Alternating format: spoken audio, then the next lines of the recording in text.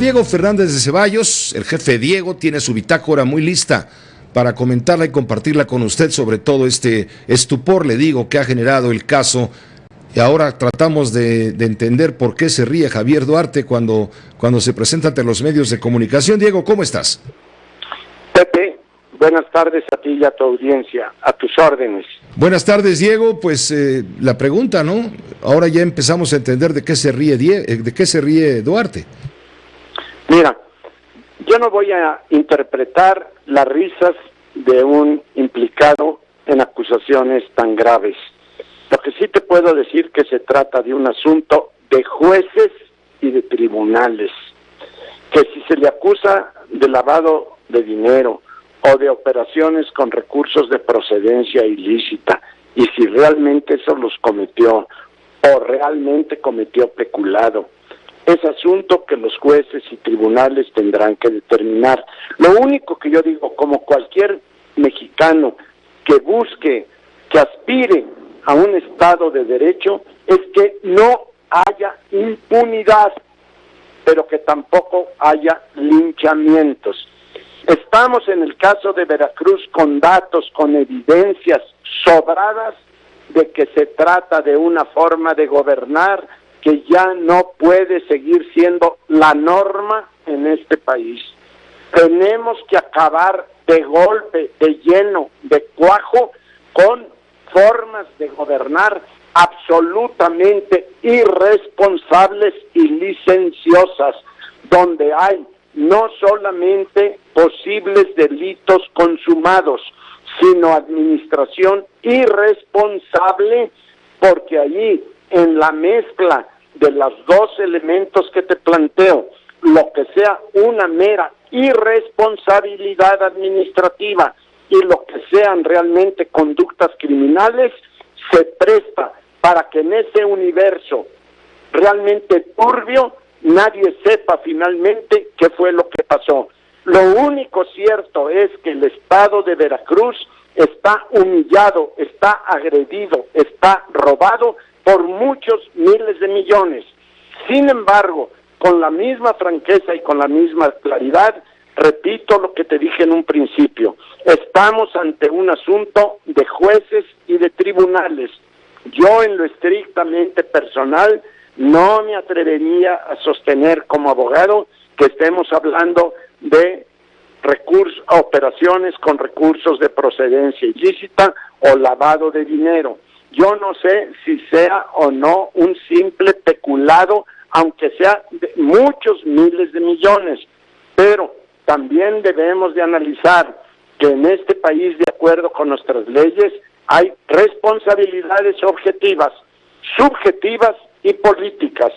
Por eso tendrá que verse en el ámbito de cada una de estas responsabilidades cuál es la que, conforme al Código Penal, pueden imputarle concretamente delitos. Además, no se nos debe de olvidar que si la carpeta de investigación que dio inicio en contra de este sujeto y que fue la que pudo haber iniciado un procedimiento de extradición, si ya tipificó determinado tipo de delitos, ya el juez de la causa, los tribunales mexicanos, no pueden conocer de nada que no fuera materia de la extradición, de tal suerte que tal vez la risa, la alegría, la sonrisa o el descaro del que está detenido tenga sus explicaciones, aunque nada sea justificado. Por lo que se refiere a lo dicho por el doctor Narro, que entre paréntesis te digo, lo tengo por un hombre de bien, por un hombre honesto y capaz, por un funcionario público serio.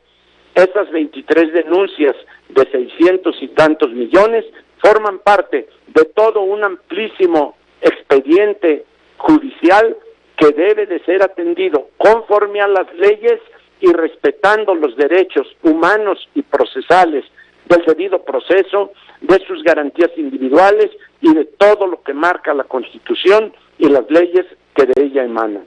Diego, ¿qué opinión te merece el regaño del juez de la causa, del juez federal, en relación con la actuación de los ministerios públicos de la Procuraduría General de la República, quienes en la audiencia prolongadísima del día de ayer no pudieron explicar con claridad puntos que el abogado defensor Marco Antonio del Toro y su equipo estaban preguntando. Terrenos, cuáles terrenos, cuántos ejidos, cuántos departamentos, y no pudieron precisarlo, dando a entender que los ministerios públicos no tenían conocimiento del caso, y esto mereció, insisto, el regaño del impartidor de justicia.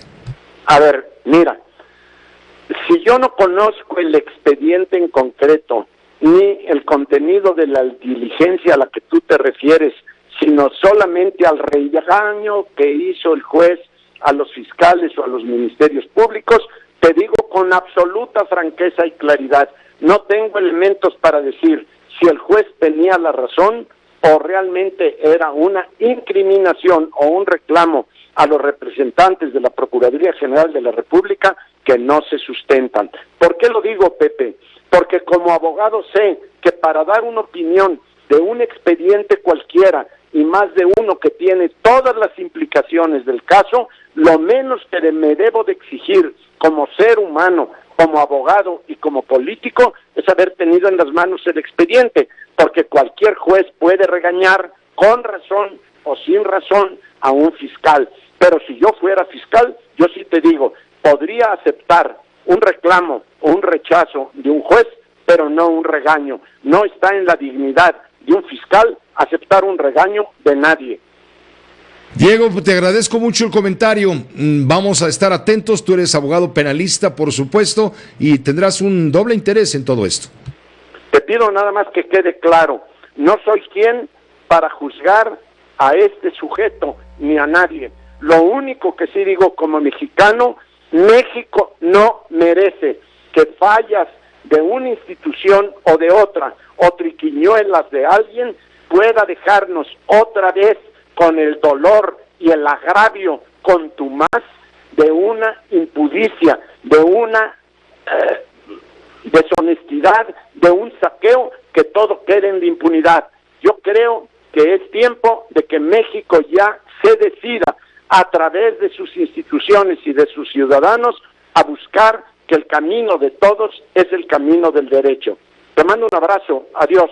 Adiós, Diego, gracias, buenas tardes. Diego Fernández de Ceballos, su bitácora